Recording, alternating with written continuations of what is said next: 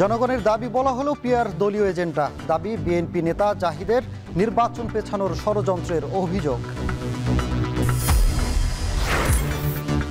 Ground হ্যান্ডলিংয়ে উন্নত সেবা পাচ্ছে না বিদেশি এয়ারলাইন্স। বিমান বাংলাদেশের বিরুদ্ধে সুযোগ নেয়ার অভিযোগ।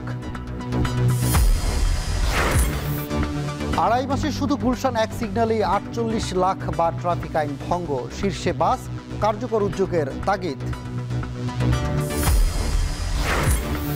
ক্ষতি কাটিয়ে না উঠতেই শেরপুরে ফের বন্যা। মহারশী নদীর বাঁধ ভেঙে ঘরবাড়ি প্লাবিত।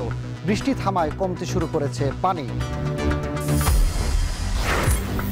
এবং ২ মাসেও স্বস্তি ফেরেনি সবজির বাজারে। কেজিতে ১০০ টাকা পর্যন্ত বেড়েছে মাছের দাম। আমদানির পর কমেছে চালের দর।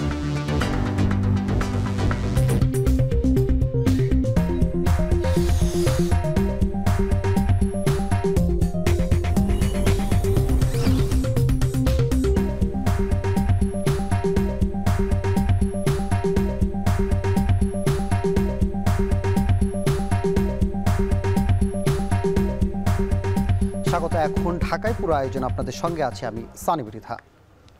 পিয়ার পদ্ধতির মতো অযৌক্তিক দাবিতে দেশে অস্থিতিশীলতা সৃষ্টির চেষ্টা চলছে বলে মন্তব্য করেছেন বিএনপির স্থায়ী কমিটির সদস্য ডাক্তার এজেড জাহিদ হোসেন। তিনি বলেন, পিয়ার জনগণের দাবি বলা হলেও আসলে এটি দলীয় এজেন্ডা। শুক্রবার সকালে রাজধানীর বিএমএ মিলনায়তনে ফার্মাসিউটিক্যাল রিপ্রেজেন্টেটিভ অ্যাসোসিয়েশনের জাতীয় সম্মেলনে তিনি আরও বলেন, গণতন্ত্রকে শক্তিশালী করতে হলে পিয়ার কার্যকরী পদক্ষেপ হবে না। এর মাধ্যমে স্বৈরাচার ফিরে আসার পথ সুগম করা হচ্ছে বলে দাবি ডক্টর জাহিদের। বলেন, পিয়ারের নামে নির্বাচন পেছানোর অপচেষ্টা চালানো হচ্ছে।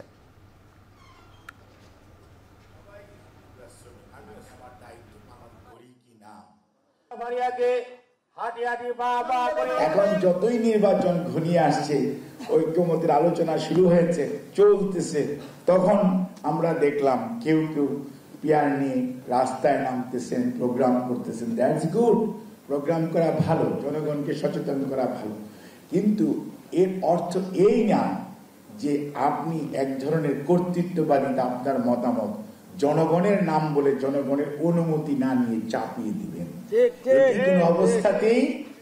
কোনো অবস্থাতেই গণতান্ত্রিক আচরণ নয়। শাহজালাল আন্তর্জাতিক বিমানবন্দরে গ্রাউন্ড হ্যান্ডলিংয়ে বিমান বাংলাদেশের একচেটিয়া নিয়ন্ত্রণে মানসম্মত সেবা পাচ্ছে না বিদেশি এয়ারলাইন্সগুলো।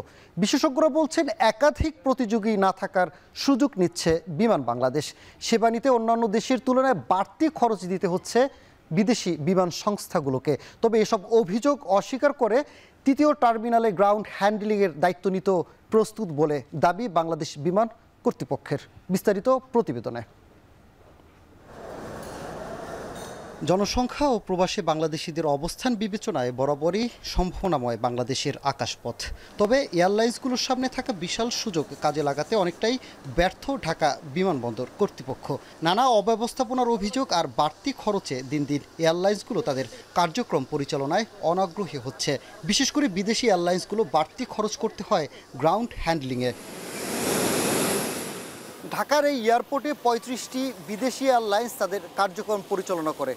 এ সকল এয়ারলাইন্সের গ্রাউন্ড হ্যান্ডলিং দেখে বাংলাদেশ বিমান কর্তৃপক্ষ। তবে পার্শ্ববর্তী দেশ থেকে বিভিন্ন আন্তর্জাতিক এয়ারপোর্টের যে গ্রাউন্ড হ্যান্ডলিংয়ের যে সার্ভিস চার্জ, সেটি বাংলাদেশের তুলনায় দ্বিগুণ বা কয়েক গুণ কম। তবে বাংলাদেশের গ্রাউন্ড হ্যান্ডলিংয়ে এত বেশি টাকা খরচের পরও আন্তর্জাতিক মানের সেবা পাচ্ছে কিনা এসব বিদেশি এয়ারলাইন্সগুলো, আর এত টাকা বাড়তি দিয়ে কেন গ্রাউন্ড হ্যান্ডলিং করতে হচ্ছে তাদের। মূলত উড়োজাহাজ বিমানবন্দরে অবতরণের পর সেটাকে পার্কিং বেতে নেয়া, যাত্রীদের মালামাল ওঠানো নামানো, চেক ইন কাউন্টারে সেবার মতো কাজ গ্রাউন্ড হ্যান্ডলিংয়ের অন্তর্ভুক্ত। আর এই সেবাটা পুরোটাই দেখভাল করে বাংলাদেশ বিমান কর্তৃপক্ষ। এজন্য প্রতি ফ্লাইটে বিদেশি এয়ারবাস থেকে মানভেদে $২৬০০ থেকে $৬,০০০ নিচ্ছে বাংলাদেশ বিমান। যেখানে পার্শ্ববর্তী দেশে Bharat, Pakistan, Malaysia, Thailand, Vietnam সহ অনেক দেশই ঢাকার চেয়ে অনেক কম খরচে গ্রাউন্ড হ্যান্ডলিং পরিষেবা পাচ্ছে এয়ারলাইন্সগুলো।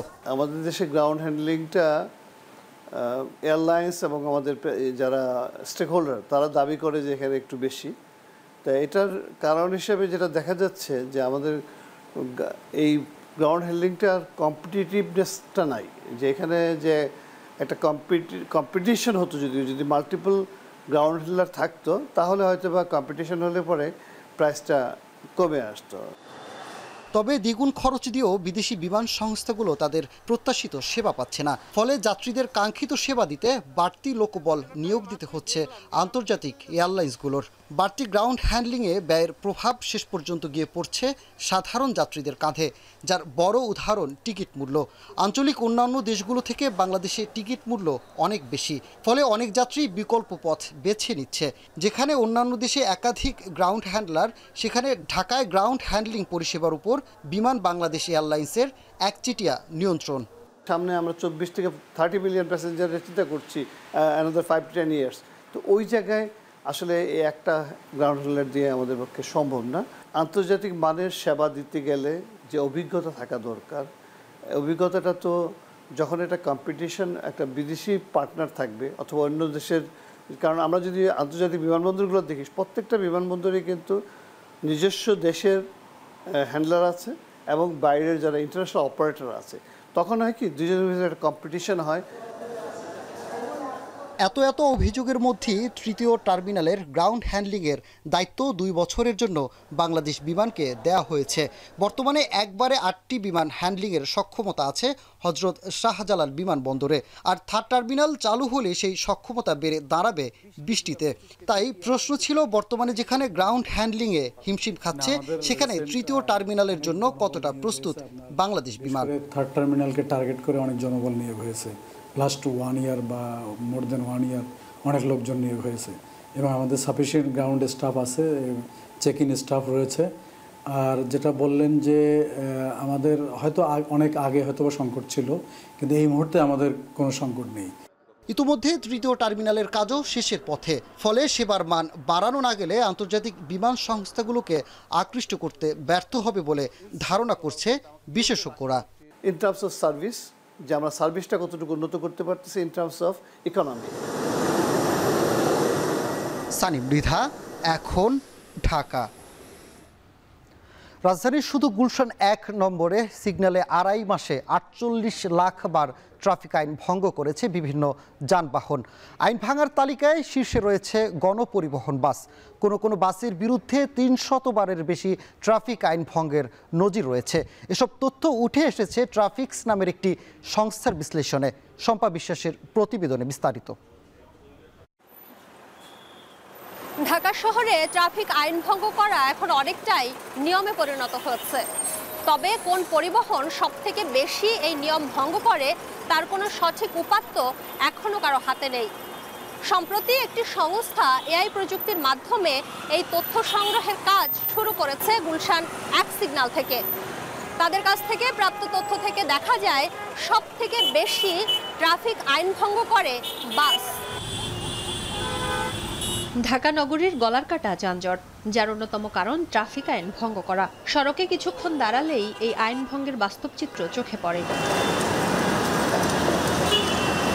গত জুন মাসে সড়কে শৃঙ্খলা ফেরাতে এবং যানবাহনকে আইনের আওতায় আনার লক্ষ্যে ট্রাফিক্স নামে একটি সংস্থা নিজ উদ্যোগে পরীক্ষামূলকভাবে আইন ভঙ্গের সঠিক চিত্র তুলে ধরার কাজ শুরু করে। সংস্থাটি নগরীর গুলশান 1 নম্বর মোড়ে 10টি ক্যামেরা বসিয়েছে ট্রাফিক আইন ভঙ্গের চিত্র পর্যবেক্ষণের জন্য। এআই প্রযুক্তি ব্যবহার করে এসব ক্যামেরা থেকে প্রাপ্ত তথ্য বিশ্লেষণ করে তারা পেয়েছে ভয়ঙ্কর তথ্য, যেখানে দেখা গেছে জুলাই থেকে সেপ্টেম্বর মাসের মাঝামাঝি সময় পর্যন্ত 48 লাখ বার ট্রাফিক আইন ভঙ্গ করেছে বিভিন্ন যানবাহন। বাস সব থেকে বেশি ভায়োলেট করছে। গত 3 মাস যাবত আমরা অ্যানালাইসিস করে এখন পর্যন্ত 48 লাখের মতো আমরা ভায়োলেশন পেয়েছি। সো এখন পর্যন্ত আমরা এখন আমাদের সিস্টেম দিয়ে আমরা ই-কেস ফাইল করতে আমরা সক্ষম। আমরা চাইলেই ট্রাফিক অমান্যকারীকে আইনের আওতায় আনতে পারবো প্রচলিত আইন অনুযায়ী। ট্রাফিক্সের এই উদ্যোগের সাথে কাজ করছে ঢাকা মেট্রোপলিটন পুলিশ। তারা বলছে নিয়ম ভঙ্গের কারণেই মামলা দায়ের করতে কাজে আসবে এই প্রকল্প। এই মামলার ক্ষেত্রে বেশ ভালো কাজে আসবে, কারণ কখন কে ভায়োলেট করছেন ওটা তো রেকর্ড থাকবে, তো রেকর্ড দেখে কিন্তু আমরা প্রসিকিউশনে যেতে পারবো। এদিকে রাজধানীর ট্রাফিক ব্যবস্থায় শৃঙ্খলা ফেরাতে এমন উদ্যোগকে স্বাগত জানিয়েছেন নগর পরিকল্পনাবিদরা। পাইলট প্রকল্পের ফলাফল ভালো হলে সরকারিভাবে এমন উদ্যোগ নেওয়ার পক্ষে মত তাদের। যে কোনো ইনোভেটিভ আইডিয়া এটা অবশ্যই প্রথমে সাধুবাদ পাওয়ার যোগ্য। ঢাকা শহরের মতো একটা জায়গায় এখানে সরকারি সংস্থার বাইরে বেসরকারি এবং ব্যক্তি পর্যায়ে এমন অনেক ব্রিলিয়েন্ট লোক আছে যারা কাজ করে, তারা নতুন নতুন এরকম প্রযুক্তি নির্ভর আইডিয়া নিয়ে আসে যেগুলো খুব কার্যকর হতে পারে। কয়েকটি ইন্টারসেকশনে এগুলোর প্রয়োগ করা যেতে পারে পাইলট বেসিসে, এবং তার যে লার্নিং সেটাকে কাজে লাগিয়ে পরবর্তীতে আর একটু ওয়াইডার স্কেলে যেতে পারে। বিভিন্ন সময় রাজধানীর ট্রাফিক আইন কার্যকর নিয়ে উদ্যোগ নিয়েছে নানান সংস্থা, তবে সমন্বয়হীনতার অভাবে ভেস্তে গেছে সেসব উদ্যোগ। তাই নগর পরিকল্পনাবিদদের পরামর্শ, ট্রাফিক ব্যবস্থাপনায় নতুন প্রকল্পকে স্বাগত জানানো এবং সেগুলো বাস্তবায়নে জোর দেয়া। শম্পা বিশ্বাস, এখন, ঢাকা। কক্সবাজারের টেকনাফে গহীন পাহাড়ে অভিযান চালিয়ে মানব পাচারকারীদের আস্তানা থেকে নারী ও শিশুসহ ৬৬ জনকে উদ্ধার করা হয়েছে। বৃহস্পতিবার সন্ধ্যা থেকে রাত পর্যন্ত টানা কয়েক ঘন্টা অভিযান চালিয়ে তাদের উদ্ধার করে নৌবাহিনী ও কোস্টগার্ড। নৌবাহিনী জানায়, গোপন সংবাদের ভিত্তিতে বাহারছড়া ইউনিয়নের কচ্ছপিয়া পাহাড়ের চূড়ায় সংঘবদ্ধ অপহরণকারী ও মানব পাচারকারীদের আস্তানায় চালানো হয় অভিযান। এ সময় চিরুনি তল্লাশি চালিয়ে একাধিক আস্তানা চিহ্নিত করার পাশাপাশি উদ্ধার করা হয় অপহরণের শিকার ৬৬ জনকে, যাদের মধ্যে ২৩ জন নারী, ২২ জন পুরুষ এবং ২১ জন শিশু। অপহরণকারী চক্র দীর্ঘদিন ধরে অস্ত্রের মুখে স্থানীয় ও রোহিঙ্গাদের অপহরণ করে মুক্তিপণ আদায় এবং বিদেশে পাঠানোর প্রলোভন দেখিয়ে মানব পাচার করে আসছিল।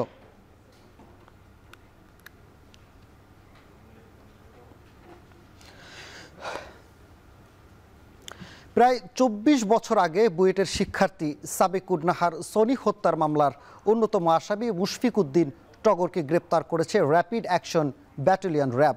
কারণ বাজারে র্যাবের মিডিয়া সেন্টারে ব্রিফিংয়ে লেফটেন্যান্ট কর্নেল ফয়জুল আরিফিন জানায়, রাজধানীর আজিমপুর এলাকা থেকে তাকে গ্রেপ্তার করা হয়।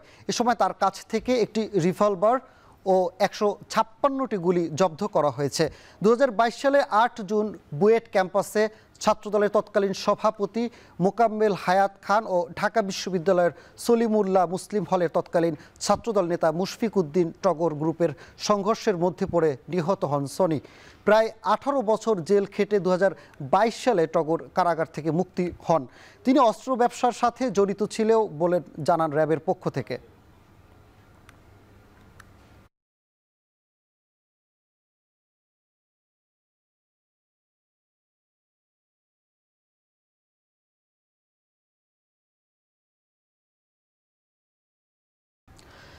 গেল বছরের বন্যার ক্ষতি কাটিয়ে না উঠতেই শেরপুরে ফের দেখা দিয়েছে বন্যা। কয়েকদিনে টানা ভারী বর্ষণ আর উজানের ঢলের চাপে মহারশী নদী বাঁধ ভেঙে প্লাবিত হয়েছে ঘরবাড়ি। তবে সকাল থেকে বৃষ্টি কমতে শুরু করেছে পানি। এ নিয়ে বিস্তারিত জানাতে শেরপুরের ঝিনাইগাতি সদর থেকে যুক্ত হচ্ছেন সহকর্মী জাহিদুল খান সৌরভ। সৌরভ, বন্যার ক্ষয়ক্ষতির চিত্র কেমন জানাবেন? এই মুহূর্তে পরিস্থিতি কেমন দেখছেন?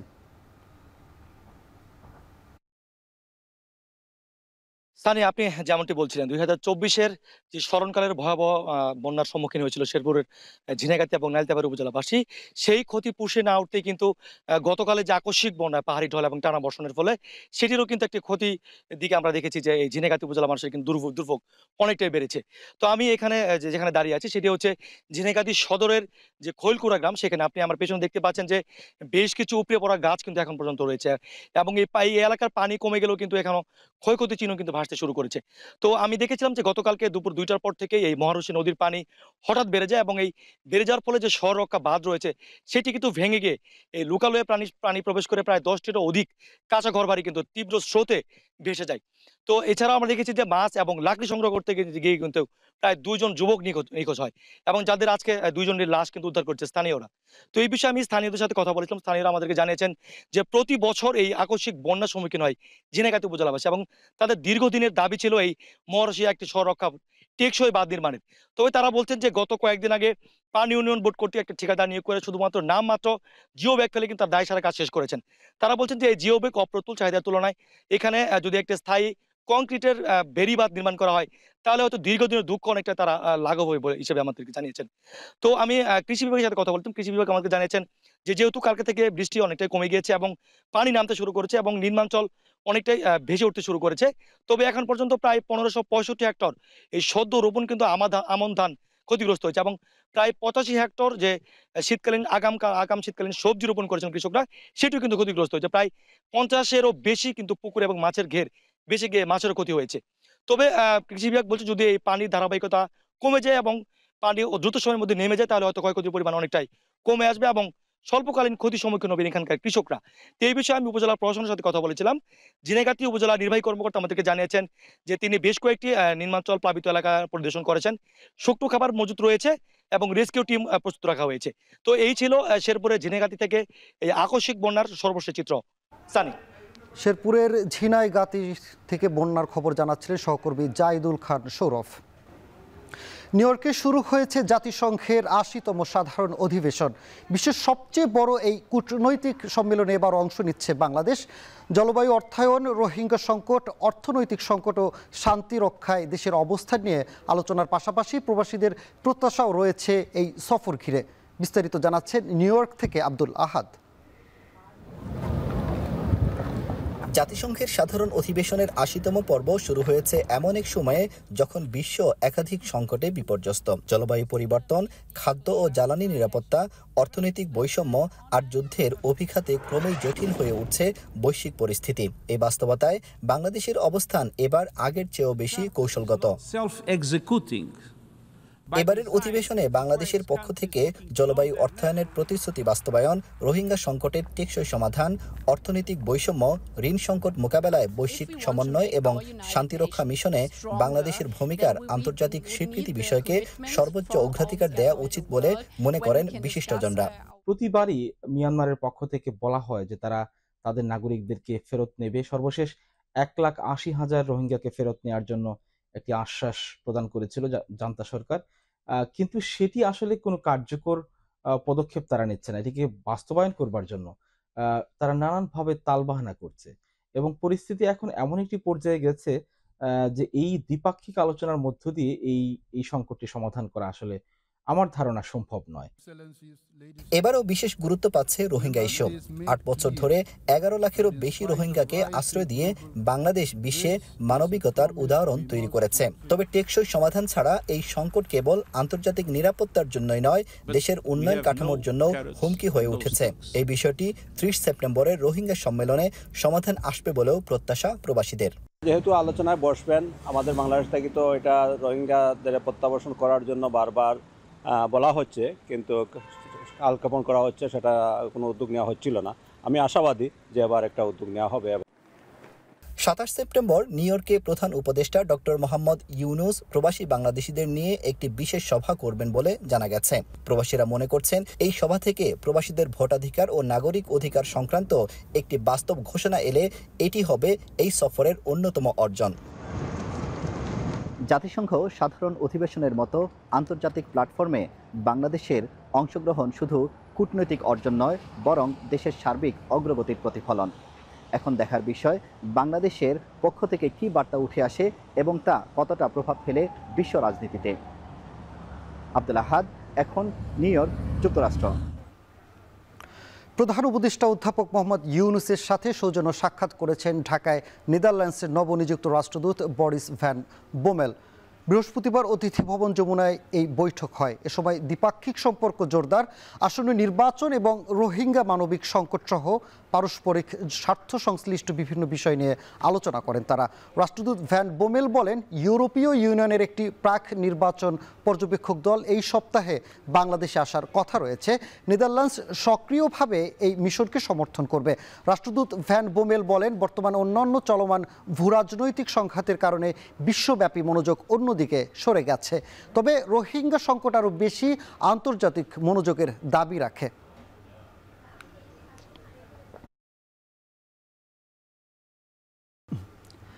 সারা দেশে শুরু হয়েছে 47তম বিসিএস পরীক্ষা। শুক্রবার সকাল 10টা থেকে দেশের 256টি কেন্দ্রে একযোগে শুরু হয় পরীক্ষা, চলবে দুপুর 12টা পর্যন্ত।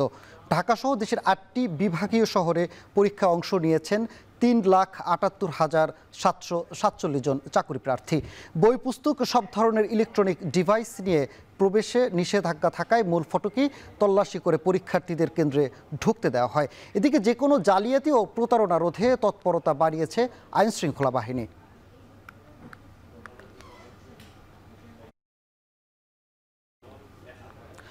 ডাকসু জাকসু নির্বাচনে হারের তিক্ত অভিজ্ঞতায় এবার চাকসু নির্বাচনে প্যানেলই দেয়নি গণতান্ত্রিক ছাত্র সংসদ বাকছাস।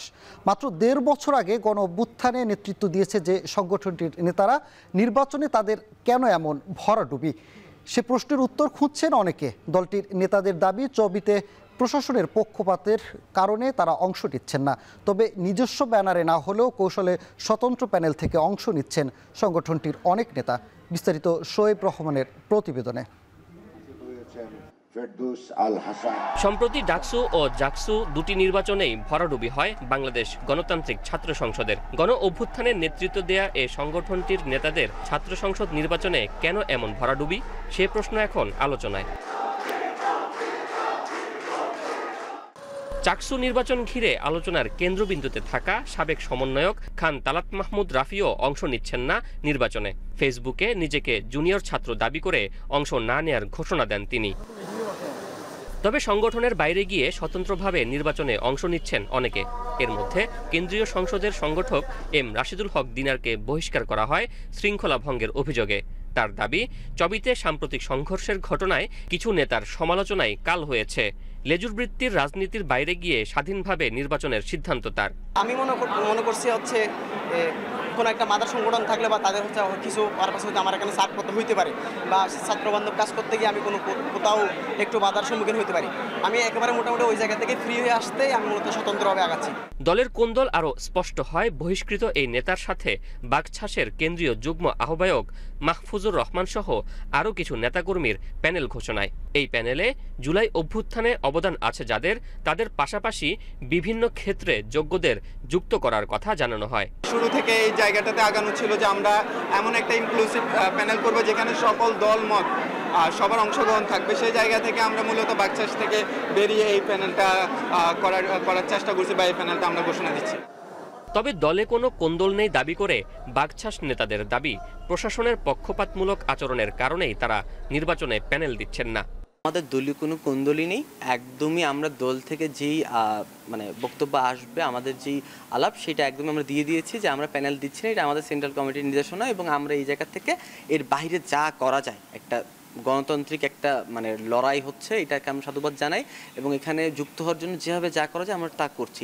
ডাকসু জাকসুতে হারের পর চাকসুতে স্বতন্ত্র প্যানেলে অংশ নেয়া বাকছাসের সাবেক ও বর্তমান নেতারা শিক্ষার্থীদের মন জয় করা চ্যালেঞ্জিং হবে বলেই মনে করা হচ্ছে। শোয়েব রহমান, এখন, চট্টগ্রাম। নির্দিষ্ট কিছু সবজি ছাড়া চলতি মাসের শুরু থেকেই বাজারে সবজির দর বেশ ঊর্ধ্বমুখী। মুরগির দর ক্রয় ক্ষমতার মধ্যে থাকলেও বেড়েছে সব ধরনের মাছের দাম। ছুটির দিনে বাজারে বেড়েছে ইলিশের সরবরাহ। তবে সবকিছুই বাড়তি দরের অভিযোগ ক্রেতাদের। তবে বিক্রেতাদের দাবি, পরিবহন ব্যয় বৃদ্ধির কারণে পণ্যের দাম বেড়েছে। বিস্তারিত জাবেদ আবদুল্লার প্রতিবেদনে।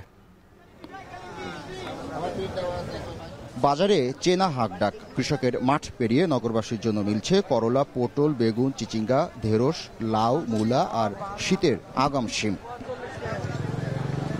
তবে বেশিরভাগ সবজি কিনতে কেজিতে গুনতে হচ্ছে ৭০ থেকে ৮০ টাকা।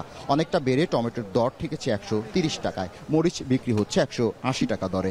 কমের মধ্যে পেঁপে মিলছে ৩০ টাকা আর পটল ৬০ টাকায়। সামনে পূজা আছে, পূজার কারণে কিছু সবজির দামটা অনেকটা কিছুটা বৃদ্ধি পাইছে। দীর্ঘদিন আগে কিছু বৃষ্টিপাত হয়েছে, পরিবহন সমস্যার কারণে ইত্যাদি কারণে দ্রব্যমূল্যের দাম বেড়ে গেছে। টমেটো হলে ১০০ টাকা কেজি, বেগুন হলে ১৬০ টাকা কেজি, ভেন্ডি ৬০ টাকা কেজি, গাজর ১০০ টাকা, শস্য হলে আপনার ৬০ টাকা ৮০ টাকা, পটল ৬০ টাকা, চিচিঙ্গা ৬০, দুন্দুল দামটা বেশি। এখন আনসিজন তো মাল কম আসে, এই কারণে তরকারিও প্রাইস একটু হাই মনে হচ্ছে আর কি। ম্যাক্সিমাম কেজি ভ্যারাইটি সব ৮০ টাকা কেজি পার কেজি। বিক্রেতারা বলছেন, নানা জেলায় মৌসুমি বৃষ্টিপাত বেড়ে যাওয়ায় ফসল কিছুটা নষ্ট হয়েছে। ফসল উৎপাদন ব্যয় বৃদ্ধি আর সড়কে যানজট, তাই গেল সপ্তাহের বিবেচনায় এই সপ্তাহেও সবজি সরবরাহ কম। আর আমদানি বন্ধ হওয়ায় বেড়েছে মরিচের দর। আমি কি বলে আসলাম কাজে জানি না আসলে যারা বাজার। এদিকে কদর থাকায় দেশি মাছের বেচাকিনা বেড়েছে ছুটির দিনে। রুই ৩৫০ থেকে ৪০০ টাকা, ইলিশ ১২০০ থেকে ২৪০০ টাকা, পাঙ্গাস ১৮০ টাকা কেজি দরে বিক্রি হচ্ছে। এটা কেজি ১৬৫০, ৭০০ গ্রাম চাই। এটা ৫০০-৬০০ গ্রাম ১৬০০। ১ কেজি ১০০-২০০, এটা কেজি ২২৫০। এরপরে ১.৫ কেজি ১ কেজি ৪০০ গ্রাম ২৪০০ টাকা কেজি। সরুটি আছে ৬০০ টাকা কেজি। রুই মাছ কিনলাম ৩২০, কাতল মাছ কিনলাম ৩20, ৩০। আর কই মাছ 220, একটু কম, আজকে বাজার একটু কম আছে। যদিও ইলিশের সিজন চলে, কিন্তু ইলিশের সেই বেনিফিটটা আমরা বাঙালিরা পাচ্ছি না। ইলিশের দাম ঊর্ধ্বগতি, রীতিমতো বাড়তেই আছে, কোথায় গিয়ে ঠেকবে মানে কেনার সামর্থ্যের বাহিরে চলছে এখন। সোনালী দেশি মুরগির দর গত সপ্তাহের তুলনায় না বাড়লেও ডিমের দর হালিতে বেড়েছে 5 টাকা। এছাড়া গত সপ্তাহের তুলনায় এ সপ্তাহেও অপরিবর্তিত রয়েছে ব্রয়লার মুরগির দর। কক 260 টাকা আর ব্রয়লার হলো 170 টাকা, সোনালীটা 200-300 টাকা, অরিজিনাল সোনালী, দেশিটা 500 টাকা। ক্রেতারা বলছেন বাজারে স্বস্তি ফেরাতে বাজার তদারকির পাশাপাশি বিক্রেতাদের অতিরিক্ত মুনাফার মানসিকতাও পরিবর্তন করা জরুরি। জাবেদ আব্দুল্লাহ, এখন, ঢাকা। এদিকে আমদানির পর নওগাঁয় কমতে শুরু করেছে চালের দাম। গেল কয়েকদিনের ব্যবধানে কেজিতে 2 টাকা পর্যন্ত কমেছে দাম। এ নিয়ে বিস্তারিত জানাতে জেলার পৌর খুচরা বাজার থেকে যুক্ত হচ্ছেন সহকর্মী আব্বাস আলী। আব্বাস, আমদানির পর কোন চালের দাম কেমন জানাবেন?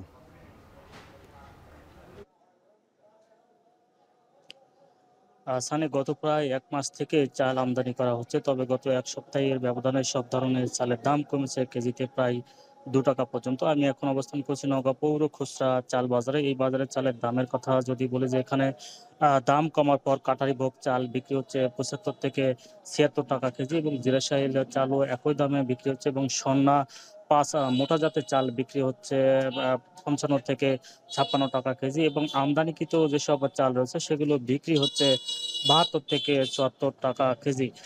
তবে চালের দাম 2 টাকা কমলেও তেমন আসলে সুফল পাচ্ছে না নিম্ন এবং মধ্যবিত্তরা। বলা যাচ্ছে যে চালের বাজার এখনো প্রায় ঊর্ধ্বগতি। যদি চালের দাম 60 টাকার মধ্যে থাকে তাহলে সব শ্রেণী পেশার মানুষের জন্য সুবিধা হবে বলে জানা গেছে। আর যেহেতু এবছর আউশ মৌসুমের ধান প্রায় 59,000 হেক্টর জমিতে আবাদ হয়েছে, যা থেকে প্রায় 2,81,000 টন উৎপাদন হওয়ার কথা, কিন্তু সেখানে আসলে প্রচন্ড বৃষ্টিপাতের কারণে অনেক ধান নষ্ট হচ্ছে, যার কারণে আসলে কাঙ্ক্ষিত লক্ষ্যমাত্রা তেমন একটা অর্জিত হয়নি বলে জানা গেছে। আর যেহেতু আউশের ধান সেটা চাল হয়ে এখন খুচরা বাজারে এসেছে, তারপরও আসলে চালের দাম তেমন একটা কমার কোনো প্রভাব লক্ষণ করা যাচ্ছে না। যদিও আশা করা হচ্ছিল যে আউশ ধানের চাল যদি বাজারে আসে তাহলে আসলে অনেকটাই বাজার মানে নিয়ন্ত্রণের মধ্যে থাকার কথা ছিল, কিন্তু সেখানে আমরা উল্টো রকম একটা চিত্র দেখতে পাচ্ছি। তেমন আসলে দাম কমার কোনো প্রভাব তেমন লক্ষ্য করা যাচ্ছে না। এখানকার যারা ব্যবসায়ী রয়েছেন তারা বলছেন যে তারাও আশাবাদী ছিলেন যে আমদানির পর চালের দাম অনেকটাই কমবে, এবং সামনে যেহেতু আউশ মৌসুম ছিল, সেই আউশ মৌসুম এখন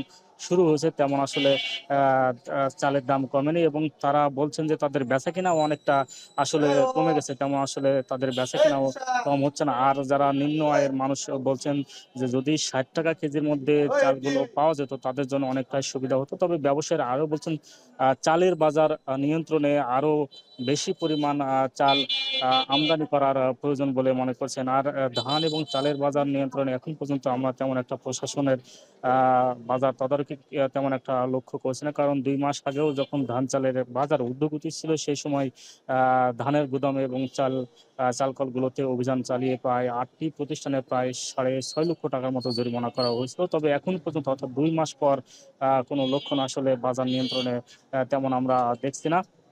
তবে ব্যবসায়ীরা সব মিলিয়ে বলছেন যে চাল আমদানির পরিমাণ বাড়াতে হবে এবং বাজার তদারকি করা হবে, তাহলে আসলে চালের বাজার কিছুটা নিয়ন্ত্রণ করা সম্ভব হবে বলে জানা গেছে। আর আরেকটি বিষয় জানিয়ে রাখি যে যেহেতু বাজারে আসলে ধানের পরিমাণ কম রয়েছে, অর্থাৎ আউশ ধানের পরিমাণ কম রয়েছে, সেখানে কিছুটা দাম গত 1 সপ্তাহের ব্যবধানে 50 থেকে 60 টাকা বেড়েছে। আগামীতে ধানের এবং চালের দাম আরও বাড়ার সম্ভাবনা রয়েছে বলে জানা গেছে। তো এই ছিল আমার কাছে চালের বাজার নিয়ে সবশেষ।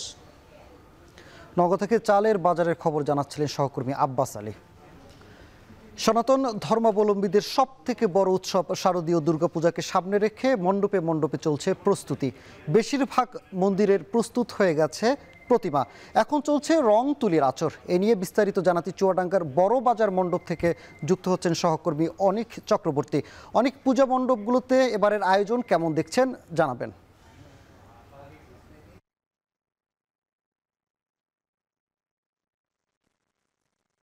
112টি মণ্ডপে শারদীয় দুর্গাপূজা এবছর অনুষ্ঠিত হবে। আগামী 28 তারিখে মহাষষ্ঠীর মধ্য দিয়ে আসলে এই দুর্গাপূজার আনুষ্ঠানিকতা শুরু করবে হিন্দু সনাতন ধর্মাবলম্বীরা। ষষ্ঠী, সপ্তমী, অষ্টমী, নবমী এবং বিজয়া দশমী আগামী 2রা অক্টোবর বিজয়া দশমীর মধ্য দিয়ে এই পূজার কিন্তু আনুষ্ঠানিকতা শেষ হবে।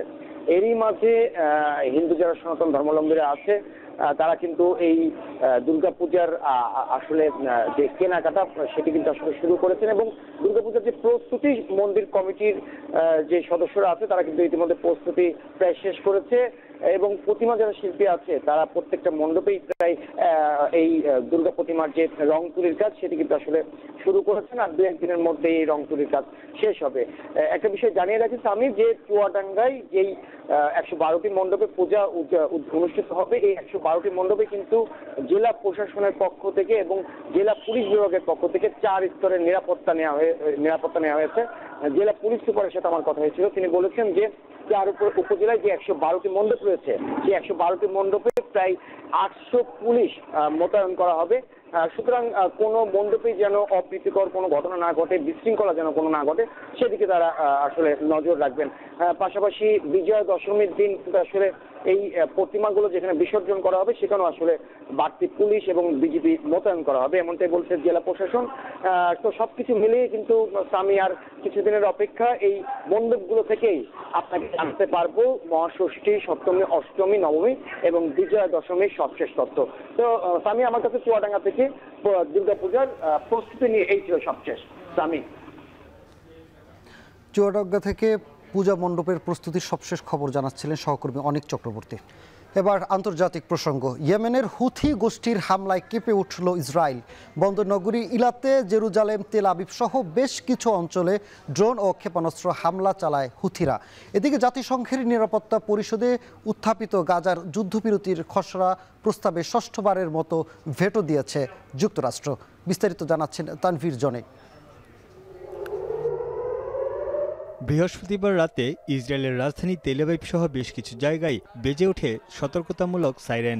জেরুজালেম, ইলাতে, পশ্চিম তীর সহ 10টির বেশি অঞ্চলে সাইরেন বেজে ওঠে একযোগে। নিরাপদ স্থানে আশ্রয় নেন সেখানকার বাসিন্দারা। ইসরায়েলি সেনাবাহিনীর দাবি, ইয়েমেন থেকে নিক্ষেপ করা ক্ষেপণাস্ত্র ও ড্রোন হামলা সফলভাবে প্রতিহত করেছে তারা। ইসরায়েলের দক্ষিণাঞ্চলীয় বন্দরনগরী ইলাতে হুতিদের ড্রোন আঘাত হানে একটি হোটেলে। ড্রোনটি আছড়ে পড়ার সঙ্গে সঙ্গেই সেখানে আগুন ধরে যায়। যদিও হতাহতের কোনো খবর পাওয়া যায়নি। হুতি গোষ্ঠী এক বিবৃতিতে জানিয়েছে, গাজায় আগ্রাসন বন্ধ না করলে ইসরায়েলের বিভিন্ন লক্ষ্যবস্তুতে হামলা অব্যাহত রাখবে তারা। এদিকে ইসরায়েলি সেনাদের ট্যাঙ্ক যত অগ্রসর হচ্ছে ততই শোচনীয় হচ্ছে গাজা সিটির অবস্থা। খাদ্য এবং ওষুধের সংকটের পাশাপাশি হামলার বয়ে পালাচ্ছে লাখ লাখ বাসিন্দা। ভেঙে পড়েছে চিকিৎসা ব্যবস্থা। যে যেভাবে পারছে জীবন বাঁচাতে ছুটে বেড়াচ্ছে। এমন অবস্থায় জাতিসংঘের নিরাপত্তা পরিষদের বৈঠকে গাজায় অবিলম্বে নিঃশর্ত ও স্থায়ী যুদ্ধবিরতির একটি খসড়া প্রস্তাব করা হয়। যুদ্ধ বন্ধ করে গাজার উপর ইসরায়েলি নিষেধাজ্ঞা প্রত্যাহার সহ ত্রাণ সরবরাহ অব্যাহত রাখার শর্ত দেয়া হয়। বিনিময়ে মুক্তি দেয়া হবে ইসরায়েলি জিম্মিদের। তবে এই প্রস্তাবে যুক্তরাষ্ট্র ছাড়া নিরাপত্তা পরিষদের বাকি সদস্য দেশ পক্ষে মত দেয়। হামাস বলছে, গাজা সিটিতে আক্রমণ চালিয়ে ইসরায়েল প্রমাণ করছে তারা জিম্মিদের জীবিত বা মৃত কোনো অবস্থাতেই ফেরত চায় না। আগ্রাসন বন্ধ করে এই বিষয়ে ইসরায়েলকে দ্রুত সিদ্ধান্ত নিতে হবে, তা না হলে তাদের ভাগ্যেও করুণ পরিণতি আছে বলে হুঁশিয়ারি জানিয়েছে হামাস। ইসরায়েলি সংবাদ মাধ্যমে দেয়া এক সাক্ষাৎকারে ফিলিস্তিনকে রাষ্ট্রের স্বীকৃতি দেওয়ার প্রতিশ্রুতি পুনর্ব্যক্ত করেন ফরাসি প্রেসিডেন্ট ইমানুয়েল ম্যাক্রো। এ সময় তিনি বলেন, পশ্চিম তীরে ইসরায়েলের বসতি সম্প্রসারণের পরিকল্পনা দ্বিরাষ্ট্র গঠনের নীতিকে নষ্ট করে ফেলবে। ইসরায়েলের বিরুদ্ধে যথাযথ ব্যবস্থা নিতে উঠে পড়ে লেগেছে ইউরোপের আরও 2 দেশ, স্পেন ও জার্মানি। ইসরায়েলের সঙ্গে বাণিজ্য চুক্তি স্থগিত করার জন্য ইউ কমিশনের প্রস্তাবকে সমর্থন জানিয়েছেন স্পেনের প্রধানমন্ত্রী পেদ্রো সানচেজ। আর জার্মান চ্যান্সেলর ফ্রেডরিক মায়ার্স বলেছেন, 1 অক্টোবরের আগেই এ বিষয়ে সিদ্ধান্ত জানাবে জার্মানি। এদিকে দক্ষিণ লেবাননের হিজবুল্লাহর সামরিক স্থাপনায় নতুন করে বিমান হামলা শুরু করেছে ইসরায়েল। বিমান হামলার পর বেশ কিছু অঞ্চলে কালো ধোঁয়া উঠতে দেখা গেছে। হিজবুল্লাহর অভিযোগ, সব নিয়ম নীতি উপেক্ষা করে সন্ত্রাসবাদ করে যাচ্ছে ইসরায়েল। তানভীর জনি, এখন বিশ্ব।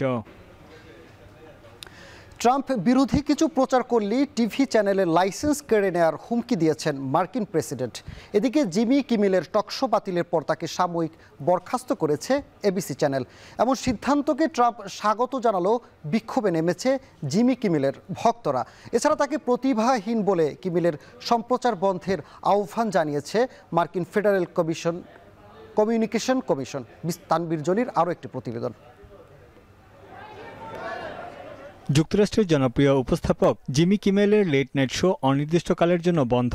এরপরই তাকে সাময়িক বরখাস্ত করে ডিজনির মালিকানাধীন এবিসি নেটওয়ার্ক। এমন ঘোষণার পর লস অ্যাঞ্জেলেসের টেলিভিশন স্টুডিও থেকে বের হয়ে আসেন জিমি কিমেল। তবে কোনো মন্তব্য করতে রাজি হননি তিনি। ঘটনার সূত্রপাত গেল সপ্তাহে একটি লাইভ অনুষ্ঠানে ট্রাম্পের ঘনিষ্ঠ চার্লি কার্কের হত্যাকাণ্ড নিয়ে বিতর্কিত মন্তব্য করেন জিমি কিমেল। তার অভিযোগ, সন্দেহভাজন হত্যাকারী ট্রাম্পের সমর্থক, তবে সেটি ভুল প্রমাণে উঠে পড়ে লেগেছে রিপাবলিকানরা। এই ঘটনায় ট্রাম্প রাজনৈতিক ফায়দা নেওয়ার চেষ্টা করছেন বলেও মন্তব্য করেন তিনি। এখানেই থেমে থাকেননি জিমি কিমেল। চার্লি কার্কের স্মরণে হোয়াইট হাউসে পতাকা অর্ধনির্মিত রাখার সমালোচনাও করেন এই উপস্থাপক। একই সঙ্গে ট্রাম্পের প্রতিক্রিয়ারও ব্যঙ্গ করেন তিনি। এতেই তেলেবেগুনে জ্বলে ওঠেন ট্রাম্প। এর জেরে এবিসি টিভি নেটওয়ার্কের লাইসেন্স বাতিলের হুমকি দেয় ট্রাম্প প্রশাসন। শুধু তাই নয়, ট্রাম্প বিরোধী কিছু প্রচার করলেই টিভি চ্যানেলের লাইসেন্স কেড়ে নেওয়ার হুমকিও দেন মার্কিন প্রেসিডেন্ট। এই সময় তিনি বলেন, যুক্তরাষ্ট্রের ৯৭% চ্যানেল তার নেতিবাচক সংবাদ প্রচারে ব্যস্ত। জিমি কিমেলের অনুষ্ঠান বন্ধের ঘটনায় তীব্র নিন্দা জানিয়েছেন সাবেক মার্কিন প্রেসিডেন্ট বারাক ওবামা, হলিউডের জনপ্রিয় অভিনেতা, লেখক ও নির্মাতারা। ডেমোক্র্যাটদের অভিযোগ, গণমাধ্যমের মুখ চেপে ধরতে চায় ট্রাম্প প্রশাসন। জিমি কিমেলের ভক্তরা বিক্ষোভে নেমে ট্রাম্প বিরোধী স্লোগান দেন। এবিসি নেটওয়ার্কের সিদ্ধান্তের প্রশংসা করে ট্রাম্প বলেন, এটি বাকস্বাধীনতা হরণ নয়, একজন প্রতিভাহীন কর্মীকে বরখাস্ত করা হয়েছে। এদিকে ট্রাম্পের সঙ্গে সুর মিলিয়েছেন যুক্তরাষ্ট্রের রেডিও টিভি সম্প্রচারের নিয়ন্ত্রক সংস্থা মার্কিন ফেডারেল কমিউনিকেশন কমিশনের চেয়ারম্যানও। জিমি কিমেলের সম্প্রচার বন্ধের পক্ষে মত দেন তিনি। এই ঘটনায় মার্কিন কৌতুক অভিনেতা জন স্টুয়ার্ট ট্রাম্পের সমালোচনায় মেতেছেন। দ্য ডেইলি শো নামে অনুষ্ঠান নিয়ে হাজির হয়ে ট্রাম্প প্রশাসনকে ব্যঙ্গ করেন তিনি। এই সময় ট্রাম্পকে যুক্তরাষ্ট্রের মহান পিতা ও প্রিয় নেতা বলে উল্লেখ করেন। মত প্রকাশের স্বাধীনতা নিয়েও হাসি ঠাট্টা করেন জন স্টুয়ার্ট। তানভীর জনি, এখন বিশ্ব। শেষ করছি এখন ঢাকা, তবে তার আগে শিরোনামগুলো আরও একবার। জনগণের দাবি বলা হলো পিয়ার দলীয় এজেন্ডা। দাবি বিএনপির নেতা জাহিদের নির্বাচন পেছানোর ষড়যন্ত্রের অভিযোগ। গ্রাউন্ড হ্যান্ডলিংয়ে উন্নত সেবা পাচ্ছে না বিদেশি এয়ারলাইন্স। বিমান বাংলাদেশের বিরুদ্ধে সুযোগ নেয়ার অভিযোগ। আড়াই মাসে শুধু গুলশান 1 সিগন্যালেই 48 লাখ বার ট্রাফিক আইন ভঙ্গ। শীর্ষে বাস, কার্যকর উদ্যোগের তাগিদ। ক্ষতি কাটিয়ে না উঠতেই শেরপুরে ফের বন্যা। মহারশী নদীর বাঁধ ভেঙে ঘরবাড়ি প্লাবিত। বৃষ্টি থামায় কমতে শুরু করেছে পানি। এবং 2 মাসও স্বস্তি ফেরেনি সবজির বাজারে। কেজিতে 100 টাকা পর্যন্ত বেড়েছে মাছের দাম। আমদানির পর কমেছে চালের দর। এই ছিল এখন ঢাকা। এখন টেলিভিশন ওয়েবসাইটে দেখতে ভিজিট করুন www.ekon.tv এবং ফেসবুকে দেখতে ভিজিট করুন facebook.com/tv.ekon এবং ইউটিউবে দেখতে ভিজিট করুন youtube.com/c/ekontv।